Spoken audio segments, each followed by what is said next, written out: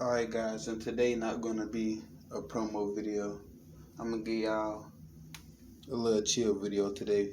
And we're gonna talk about Kenny Omega return and why it was a strategic move by Tony Khan to bring back Kenny Omega.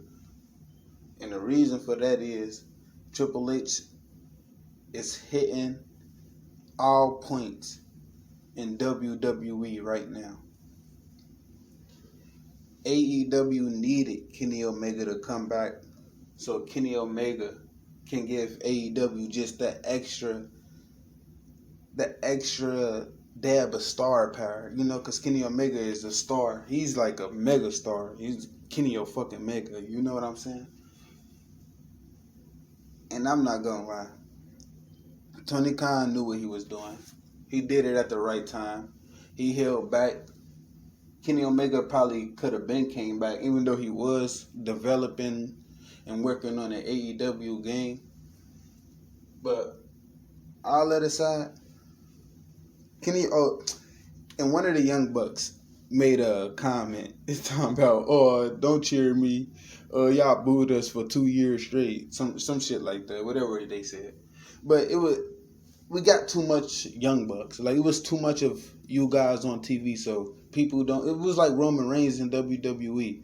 We got too much of Roman Reigns, and it started to get stale, and like we were being forced to watch Roman Reigns. Like, we don't want to feel like that. Like, all right, Young Bucks, we get y'all. They're a good tag team. They wrestle great. Like, they're a great tag team, but too much of a tag team can make the whole fucking tag team or a individual superstar.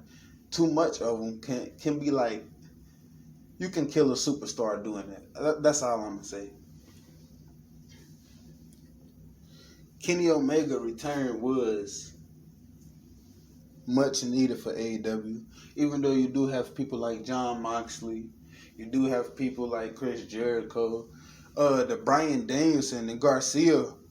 They storyline is getting even more better. The match they just had is freaking berserk, and it ended great. And I'm not gonna lie, it ended great. It ended on a cliffhanger with Jericho walking away from Garcia. Garcia looking at Bryan Danielson on the ground. It was great, to be honest. But Kenny Omega, Garcia, Bryan Danielson, Jon Moxley, CM Punk, and I could sit here and name names all day, but AEW has a great roster. But what I feel like AEW needs to do, they need to establish main rosters within AEW. And what I mean by that, I feel like they need to, like how WWE have Raw superstars and SmackDown superstars, we need AEW Rampage superstars, and we need AEW Dynamite superstars. Just like that, flat. And then Tony Khan do own ROH. What he need to realize is he has too much talent right now. He has too many people on his roster.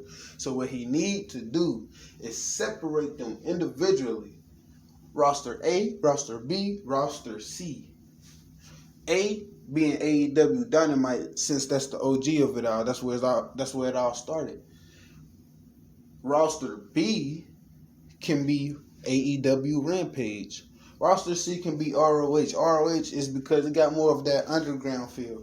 Got more of that indie type feel. It's like an NXT.